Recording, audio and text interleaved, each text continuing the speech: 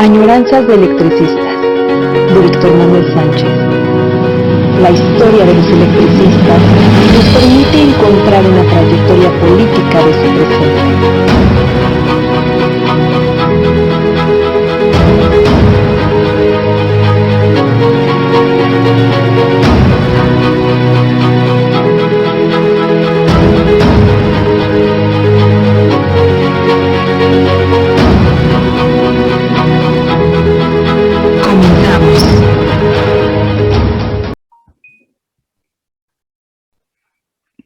Muy bien, buenas tardes. En otro lunes de Añoranzas de Electricistas, les agradecemos a todos ustedes que estén presentes, que estén atentos a estas gotas de historia del Sindicato Mexicano de Electricistas, para que vayamos conociendo la importancia de cada uno de sus momentos de historia, justo de cada gota que va siendo el río que forma toda la trayectoria del ESME. La vez pasada y otra, hace creo 2 veces, ocasiones, que no salimos porque el equipo de Radio ESME ha tenido mucho trabajo, porque como ustedes saben, el Sindicato Mexicano de Electricistas ha estado muy activo y tratando de, como siempre, mantener las negociaciones, sacar adelante su propuesta de alternativa para los problemas del sindicato generados, como todos sabemos, por la extinción, por el golpe burgués que se dio al ESME a través de la extinción de la compañía de luz. Justo lo que es nuestro tema de ahora, su zona de trabajo. Les desaparecieron toda su zona y toda su empresa donde radicaba el trabajo y en consecuencia también del contrato colectivo de trabajo. En fin, continuamos agradeciendo como siempre y de antemano a las habilidades, profesionalidad, al trabajo constante de Radio ESME, porque Añoranzas de Electricistas continúe cada lunes saliendo al aire. Iván Hernández sigue siendo nuestro monitoreador, nuestra base técnica de cabecera que nos auxilia con mucho a esto. Bien, el equipo de Radio ESME estuvo ocupado en 2 ocasiones y por ese motivo nos dio tiempo a que grabáramos Añoranzas de Electricistas. Nos quedamos la vez pasada y seguimos viéndolo. Esperamos terminar con este programa. Los documentos anexos al contrato colectivo de trabajo, que es zona de trabajo, los gastos y los útiles de trabajo que se dan para cubrir y tener a salvo el cuerpo o la ropa común que usamos, útiles de trabajo. Y en este sentido vamos a continuar. Estamos viendo el primero y más importante, bueno, todos son importantes, pero este me parece mucho más significativo por lo que significa el propio ESME, que era la zona de trabajo. Respecto a los gastos, les decía yo un comparativo que siempre hay que tener presente, tanto comparando con la historia, con la propia historia, en este caso del ESME, como con los otros trabajadores del país, porque comentaba yo que en la Universidad Nacional Autónoma de México, también en mi facultad donde trabajo, se ha realizado un movimiento, un paro estudiantil en apoyo a demandas de profesores, a los profesores de asignatura, es decir, por horas, porque propiamente es por eso, profesor de asignatura significa que le pagan por horas, le pagan por a los de, digamos, de 3 semanas, porque hay clases de sistema abierto los sábados y clases de lunes a viernes. Entonces, a los profesores de lunes a viernes en realidad trabajan 2 días, 2 horas, martes o viernes y lunes y jueves. Entonces, dan 2 horas de clase, por cada día dan 4 a la semana y le pagan por esas 4 horas semana a mes. Se suspendió el pago para los profesores por hora, algunos, no a todos, pero fue suficiente porque se creó un conflicto bastante grave. igual a los profesores del SUA, algunos no se les pagó a destiempo, incluso hay casos en que terminaron todo el semestre y no se les pagó. Eso es, por supuesto, muy grave.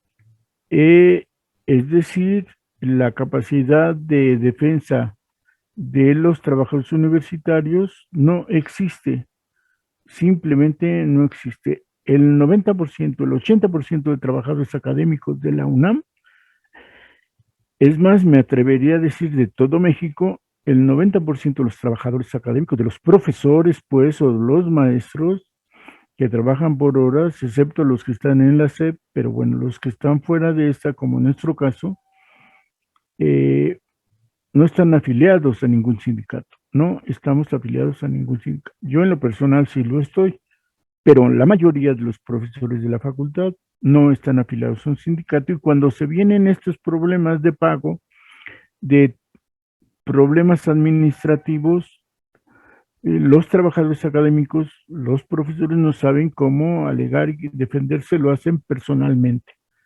Eso es, por supuesto, un error bastante grave.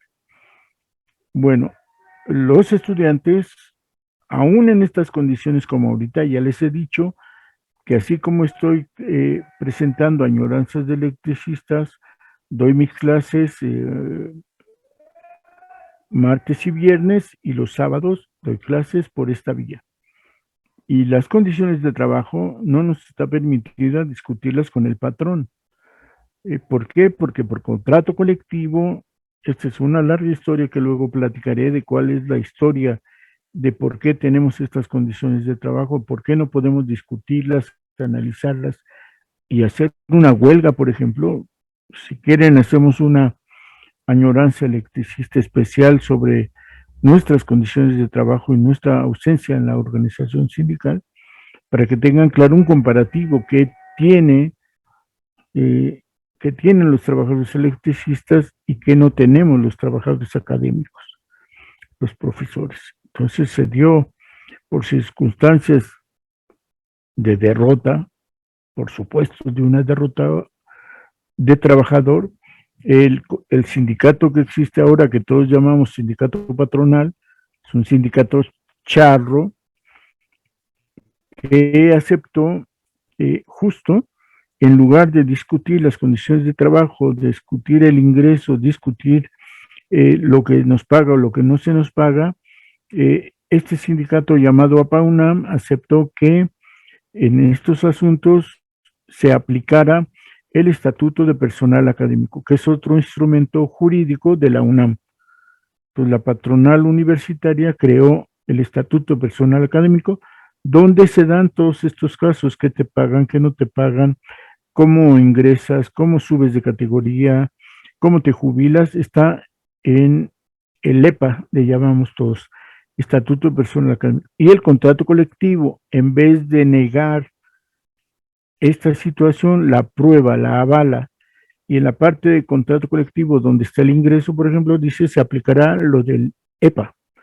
En la parte de si es incompleto nuestro salario, se discutirá en el EPA. Entonces, el contrato colectivo nos niega la posibilidad de discutir las condiciones de trabajo. Es clarísimo que hay una falla tremenda aquí y que el sindicato dominante, la mayoría, la que detenta el contrato colectivo, ha aceptado.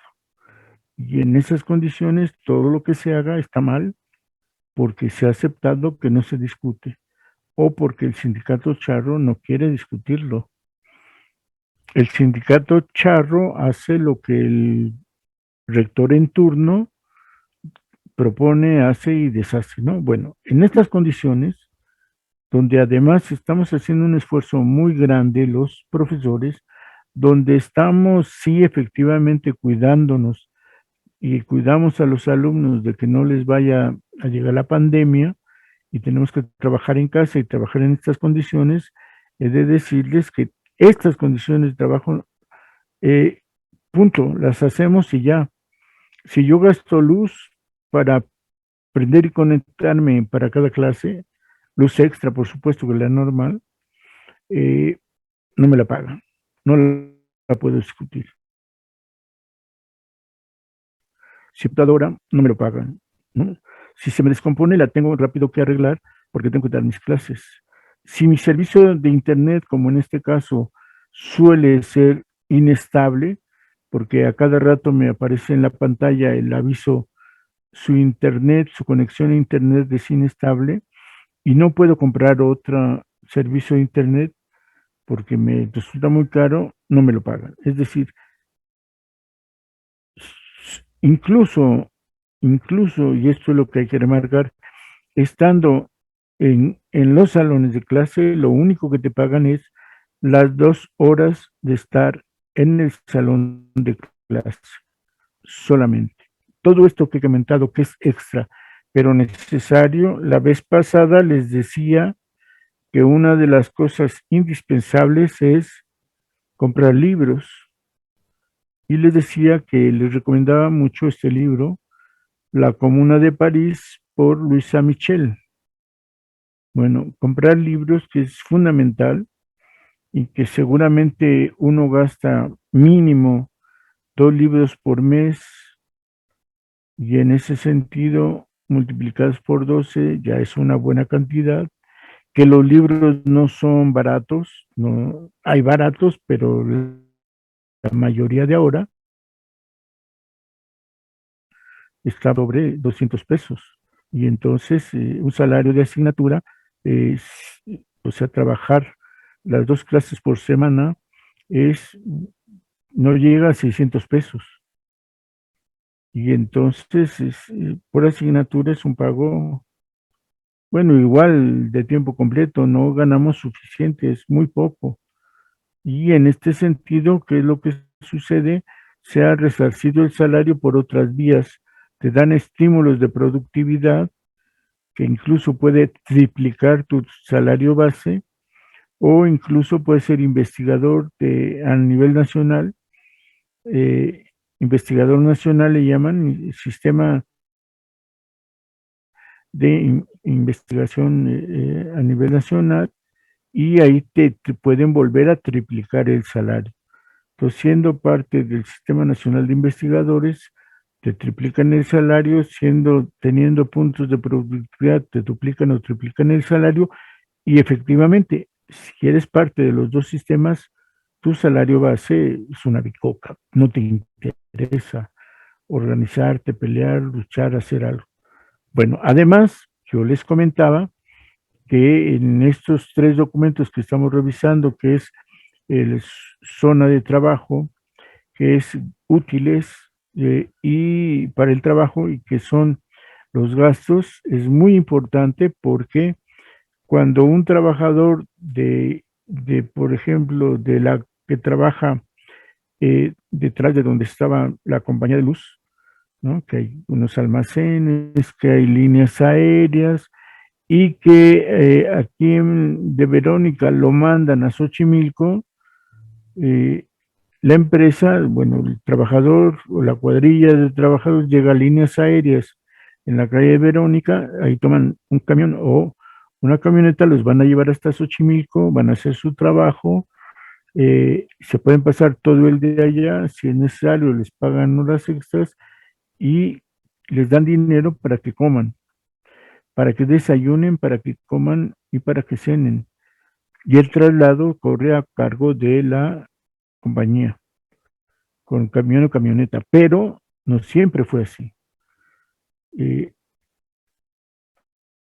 Hubo épocas en que justo de ahí mismo, de líneas aéreas, te decían, mañana en Xochimilco a las 8 de la mañana o a las 7, y el trabajador veía cómo le hacía, acoplado a los tiempos de transporte público, para buena fortuna de la capital, para esta época, todavía existía el tranvía eléctrico y empezaron a correr, bueno, camiones, transportes y trolebuses, pero el gasto, el traslado hacia el lugar de trabajo en Xochimilco corría por parte de cada uno de nosotros.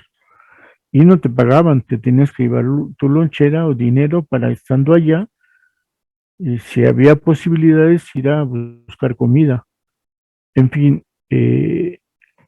estas cosas que no concebíamos los trabajadores como una obligación de la empresa, se fue creando la suficiente conciencia para esta demanda y exigirle a la compañía que pagara eso. Comparativamente, por eso les digo, sirve la historia, porque comparas en qué época no se les pagaba, que incluso te decían que tenías que llegar con tu herramienta y no se te pagaba, a ahora que te dan los útiles, te da la protección, te da todas las herramientas, utilizas las máquinas necesarias y te trasladan al lugar donde vas a hacer otro trabajo.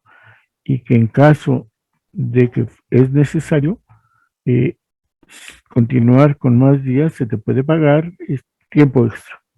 Todo esto no estaba ni en la mente de los obreros para considerar que es una situación, una exigencia y obligación de la empresa, sino simplemente cumplías y ya, ¿no? En la UNAM, insisto, ya no se nos pagan los viáticos, acá no le llamamos gastos, sino viáticos. Si yo que he ido a Temascaltepec y a Necaxa con alumnos y tengo que trasladarme con ellos, las cosas han cambiado mucho. Primero, les cobran a los alumnos, prorratean el gasto de gasolina y casetas y se les cobra a los alumnos para ir a Necaxa. Dan la unidad, por supuesto, tenemos un camión, pero le prorratean todo, la gasolina, las casetas y lo que en el transporte se va a gastar. Llegó un momento en que querían, yo hace rato que no salgo de práctica, pero no sé cómo esté la situación, que pagarle el salario al chofer por sus horas extras y por salir en sábado, cuando su horario de trabajo, obvio, es muy corto. Un viaje en casa con alumnos para conocer bien el lugar te va a llevar más de 8 horas. Tan solo en el ida y vuelta se puede llevar ya 4 horas. En fin, en mi caso, como trabajador, como profesor, si yo iba a gastar, y sobre todo si nos íbamos a quedar 3 días o 4, porque llegamos a hacerlo en ambos casos, en Necaxa o Temascaltepec, no me daban dinero. Bueno, originalmente sí, después ya no. Sí me iban a dar el dinero, pero yo tenía que traer notas, ¿no? O sea, si gastaba en hotel, nota. Si gastaba en una fonda, notas. Si me compraba unas quesadillas en la calle, notas. Y es un absurdo porque en muchos lugares, en muchos pueblos, incluso en el campo sobre todo, Necaxa casi está en el campo, no hay notas, no hay facturas. ¿Cómo demuestras a tu patrón que tú gastaste en comerte tu comida corrida en una fonda si en esa fonda no elabora notas, no dan factura, no se reportan incluso ellos mismos a Hacienda y a uno le exigen? Es decir, a mí me dicen, tú gastas tu dinero, consigues notas, cuando regreses te reintegramos. Bueno, y si es un lugar donde no hay notas, donde no dan facturas, a mí se me ocurrió un buen día que yo gastaba lo que gastara y iba con el presidente municipal, en Necaxa lo hice, elaboraba yo una carta donde dijera, el profesor Víctor Sánchez gastó en esto y esto, tanto dinero, con la tienda tal, en la fonda tal, todos los días para desayuno, comida y cena, tanto dinero, y el hotel tanto, ¿no? Y con sello de la presidencia municipal, porque no había facturas. Pero ahí se presta a que yo le aumente y haga chanchullo o a que cobre de menos, ¿no? Y lo irritante, lo malo, la ausencia de conciencia de clase es que permitimos que el patrón nos haga esto. Bueno, es cierto, sucede. Hoy el movimiento de los maestros está por eso. Se les atrasó por problemas administrativos su pago. Algunos efectivamente incluso habían venido trabajando llamémosle que gratis, porque en cualquier momento les daban su contrato, pero había estos problemas, no se pagaba. Y ahora que se dan cuenta y que revisan la situación, se han descubierto, yo lo sabía, les digo, pero después de una derrota que ocurrió por 76 y derrotaron el sindicato que estábamos formando, todos están descubriendo que no pagan muchas cosas. Lo principal es que te pagan 2 horas salón, no puedes comprar libros, bueno, lo hace uno, pero no racionalizas, no comprendes en tu pensamiento, en tu conciencia, que al yo comprar libros me quito de mi salario, que al yo comer fuera de mi casa me quito de mi salario, que para transportarme sea en mi auto con gasolina y lo que conlleva, me gasto de mi salario. Eh, Esta conciencia de clase que se ha tenido muy clara en el ESME se carece en la universidad porque les han dado salarios individuales, premios que todo el mundo ha estado aceptando. En fin, es muy importante la zona de trabajo justo porque te piden trabajar en otros lugares. Hay obreros de la compañía que se van a Juan Do, que se van a Necaxa. Es el caso de un compañero conocido soldador que estuvo trabajando en Juan Do y que justo es una situación que implica, en este caso, gastos y se le debe pagar. Eh, y por eso es necesario conocer, como en este caso estamos presentando, las zonas de trabajo. Y lo otro que llama la atención es que para estos casos tiene uno que conocer a detalle porque te das cuenta que la importancia de tu empresa te da para que te paguen suficientemente todos estos asuntos. Entonces, yo mencionaba desde la vez pasada que las 3 zonas que empiezan, que ya relatamos cuáles son lo que abarca, está vinculada al proceso de desarrollo del país, a la industrialización y que originariamente todas las líneas de transmisión estuvieron dirigidas a los negocios de la época de 1910, ¿no? De 1905, 1910, estaban en suma, digamos, crecimiento en proyectos que se estaban dando muy importantes. Y mencionaba yo, por ejemplo, que la Alameda tiene una conexión directa en el borde de lo que significa el Estado de México y el Estado de Morelos, y que van recorriendo las zonas de tal modo que llegan hasta Guerrero y que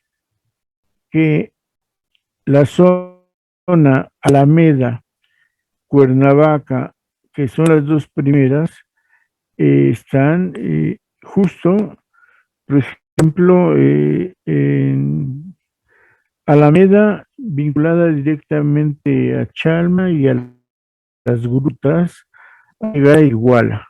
Y Cuernavaca, que en su momento estaba por tener un crecimiento industrial tremendo, llegaba directamente a Tasco, zona de minas, a Cuernavaca, que era ya un centro importante y comenzaba a ser muy turístico, y conectaba con Iguala y con Tepoztlán.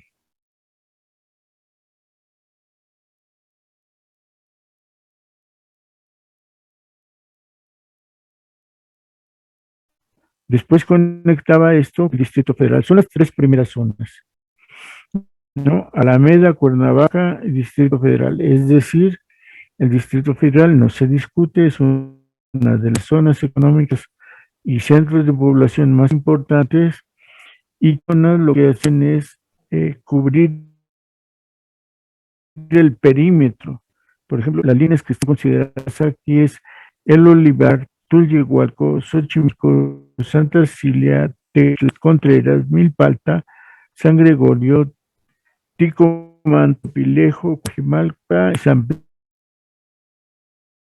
Pedro Marte y Ciudad de México. El perímetro está cubierto hacia el oriente sur y sobre todo está también en la Ciudad de México. Entonces, una zona económica, lo más importante, y cuando no es esta importancia del Distrito Federal, resulta que los otros van a zonas mineras como Tasco, a zonas mineras como El Oro, como Tlalpujagua, y la compañía de luz estuvo en ese sentido trabajándose de manera fundamental, primero para las minas.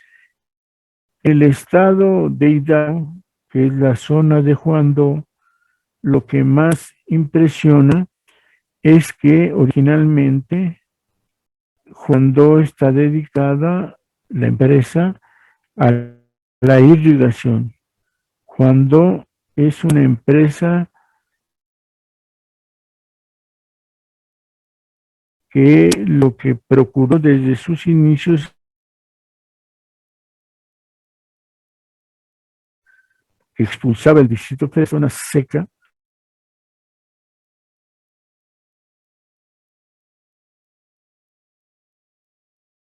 para toda la zona donde no había este organismo de esta empresa que podía facilitar que la zona desértica de Hidalgo floriera con radio que daba a través de la empresa, y que el otro punto importante de Juandó fue abastecer de luz eléctrica a la capital Pachuca, pero ya está vinculada de nueva cuenta Pachuca con las minas. Y entonces tiene también señaladamente ya para esa época, acuérdense, es 1961-62, empiezan las construcciones de las empresas cementeras. A Pasco, repunte de Juandó, de ver precisamente a eso, de pasarse propiamente de una empresa dedicada a la irrigación, que siguió siéndolo de toda la vida, se convierte también en abastecedora del insumo básico de las cementeras. Y revisando uno estas zonas, ¿no? Como cuando reviso una Pachuca, fue la que se llegó a fortalecer después, y lechería, que también cubrió una parte importante del norte del Distrito Federal y de la zona que abastece el Estado de México, resultó ser una integración, y esto es lo fundamental de todo el sistema de compañía de luz, no, sino fue integral, y daba una región, toda la parte central del país, fundamental cuando alguna estación o alguna línea fallaba, casi siempre había otra línea junto a ella para poder restablecer el servicio automáticamente. En este sentido, lo que más brilla, lo que más significa el sistema eléctrico de la Compañía de Luz y Fuerza fue que desde los inicios en que se va creando con el gran monopolio que lo era en la zona central del país, se constituye como un sistema integral con interconexión generalizada, de tal modo que era un ejemplo para el país que Compañía de Luz trabajara de esta manera. Entonces, tenemos un sistema que cubre muy bien toda la zona central, que llegó atendiendo las zonas mineras fundamentalmente, pero con el transcurso del desarrollo en el apoyo fundamental de la economía, primero del desarrollo industrial y ahora de todo el sector de servicios, que ha crecido fundamentalmente, ¿no? Cuernavaca se llega a constituir en dos zonas específicas. Una que fue la zona industrial, el, el, el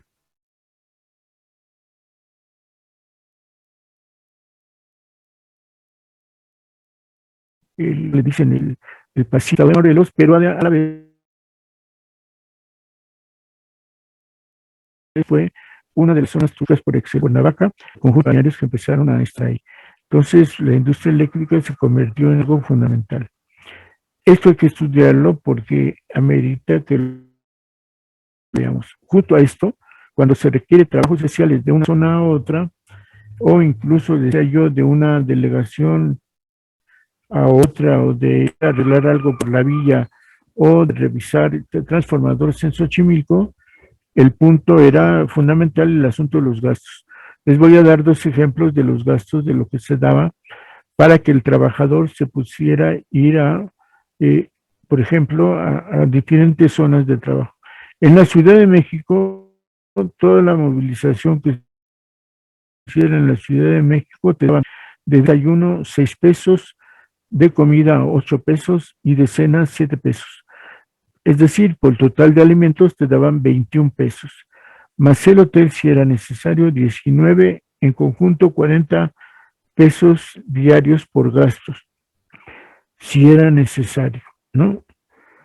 Lo cual en algunas ocasiones fue posible. En el lugar donde te daban menos dinero, porque seguramente se consideró que era zonas baratas, les voy a leer rápido: Tenango, Tenancingo, Huachinango, El Oro, Agangueo, Amecameca, Marabatío, Temascaltepec y otros lugares no específicos del DF y estados. Bueno, de desayuno 5 pesos, 7 pesos de comida, 6.50 de cena, un total de 18.50 pesos. Por hotel, 12.50 pesos. Total al día, 31 pesos. Y la otra zona cara, bueno, bien, la zona cara era Cuernavaca, Tasco, Iguala y Pichagua. 7 pesos de desayuno, 9 pesos de comida, 8 pesos de cena, en total de alimentos 24 pesos, más 21 de hotel, 45 pesos al día, 5 pesos más que en la Ciudad de México. Les decía yo que en las quejas donde se venían las grandes discusiones sobre el contrato colectivo, ahí esto es lo que se discute, no, se le gasta mucho, no lo necesitan, en fin, sí ha habido alegatos en contra. Los trabajos que necesitaban útiles para proteger el cuerpo o sus revestir. Nada más les voy a leer rápido porque se nos puede estar acabando el tiempo. Es manejo de cables en general en trabajos de instalación y mantenimiento. Trabajos, número 2, trabajos en transformadores, turbinas y generadores y demás equipo eléctrico, mecánico y otros en que se utilice grasa o aceite que puedan deteriorar la ropa. Trabajos de instalación, reparación y mantenimiento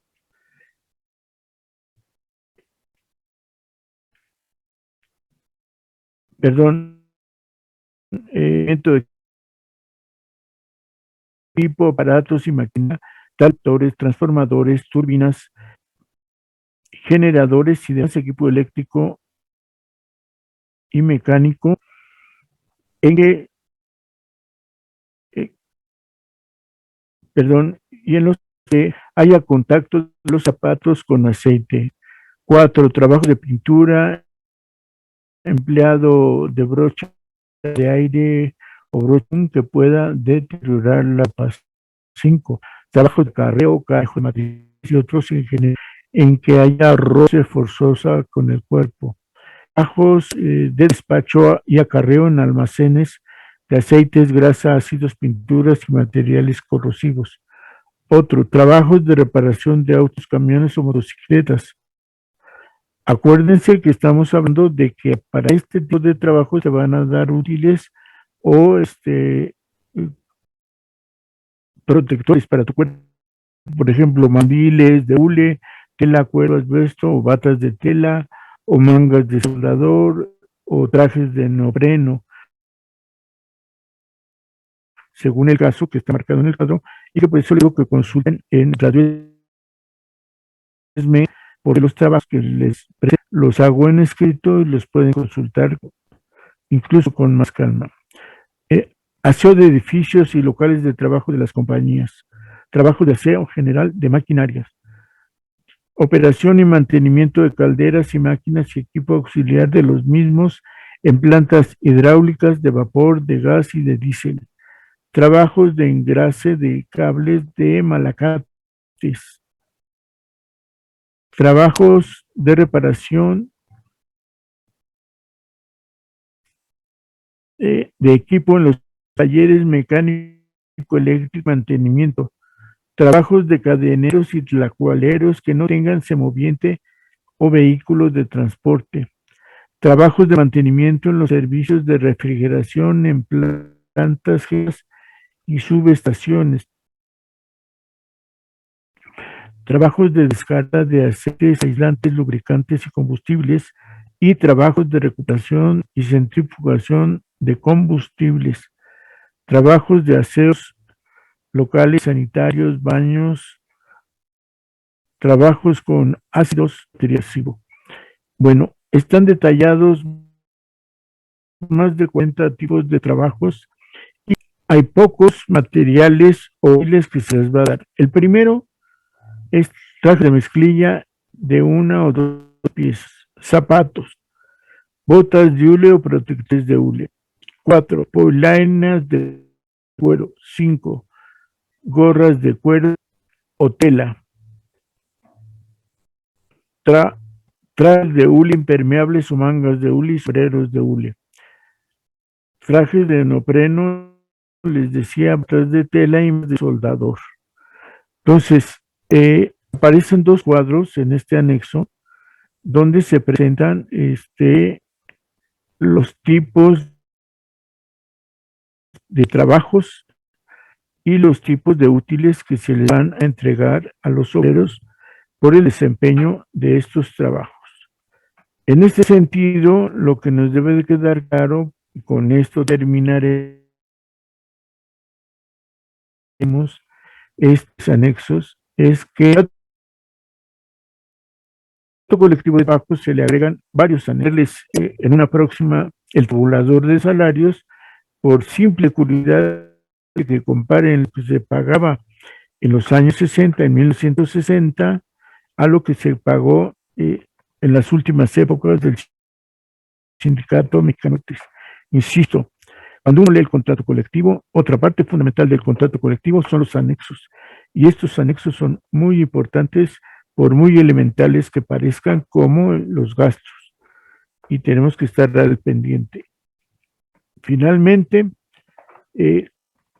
espero que tengan en cuenta esta comparación que hago con la UNAM, como en pleno siglo XXI, en el lugar donde más se conocen las cosas, donde se supone que conocemos las leyes, los procesos políticos y sociales, el punto de la historia del movimiento obrero, de la historia de México, estamos en pañales en materia simplemente de estos tres documentos que les acabo de leer, que se presentaron para el contrato colectivo de 1960, justo unos meses antes de la nacionalización de la industria eléctrica, aunque desde diciembre del año pasado el tema de la nacionalización ya se estaba trabajando en todos lados y ya también se estaba pensando en la unificación de los tres sindicatos.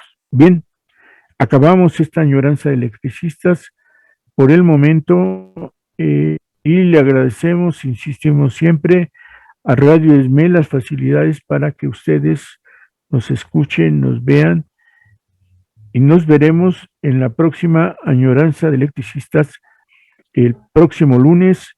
Por hoy, insisto, feliz día a nuestras madres, a las que son madres, a las trabajadoras que por sí mismas son madres y padres, porque hoy es el día de festejo. Un día aclararemos, seguramente un 8 de marzo, cuál día tendríamos que aquilatar con mayor énfasis.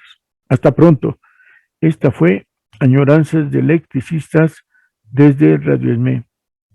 Nos vemos.